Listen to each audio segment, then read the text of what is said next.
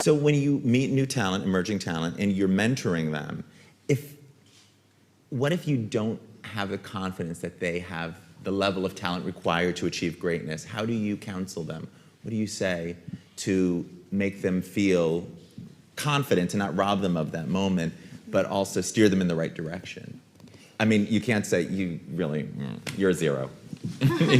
No, by talking to them, understanding what their concerns are, what sort of self-image they have, and trying to show them their strengths too. And if they have some kind of weakness, well, trying to, not focus on those weaknesses. I think in the entertainment industry, that's what works, you know your strengths, you milk them. You know your weaknesses, you try not to focus on them so much, so the audience doesn't focus on them as much. You sound so passionate about so many diverse pieces of your life that the big question is, how do you juggle all that? Like, how do you make all of that happen and successfully, from your music career to being a mom, to being a life partner, to all of that is so hard to juggle. How do you do it? What's the secret behind that? I don't know how I'm gonna keep doing it. That's a good question. Because with a baby, things tend to change a lot. But I have a great team, people who understand me very well, who understand my cause, my commitments, and who support him and make my life easier. So it is very important to be well surrounded. How am I gonna discover the talents that my son has, and how am I gonna encourage him, to follow his own dreams? And it's a conundrum, and it's a challenge for every parent out there, I think. But if it weren't because of my mom, I think that I would have never made it, because she realized that I was talented. But not only that, she supported me, she believed in me, and she went ahead and helped me build my confidence, my own confidence in myself, which is a vital tool that you need in order to survive any kind of job. There's my territory and all the things I deserve for being such a good girl on a head. I grew up in Colombia, and Colombia is a developing country where a lot of people don't have access to the most basic needs, and where education is considered a luxury, unfortunately, because we all know that education is a birthright.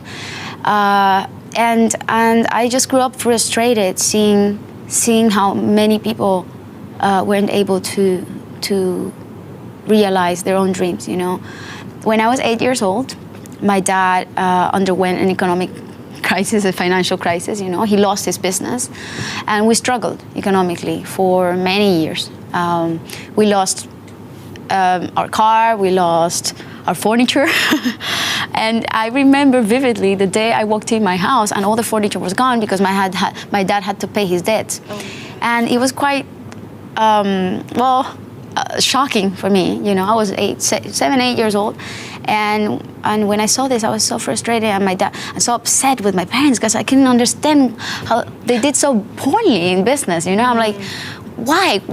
I couldn't get it. And my dad and my mom took me to the park, where they showed me other kids my age sniffing glue. They were orphans. They had no one to watch after them, and they were barefoot, and they were abandoned to their own luck. And it probably left such an impression in my impressionable mind at that age, that I remember that day, and I remember that I made myself a promise. I said to myself, ʃa଼kiːrə, you have to succeed, because you have to ride in a car again one day. You have to get your own car someday. And I wanted to vindicate my parents socially and economically, and I also wanted to someday do something for those kids who I saw that day in the park. So as soon as I had my first big success with Descalzos, which was my third album, I decided to establish my own foundation and do my own contribution to the change, even if it was going to be a small one, but I wanted to be active. And that's how it all started, you know, going through my own financial struggle and the struggle of my family, and understanding that the one thing that I never lacked was care, protection, and an education. And that's probably what made me thrive in life.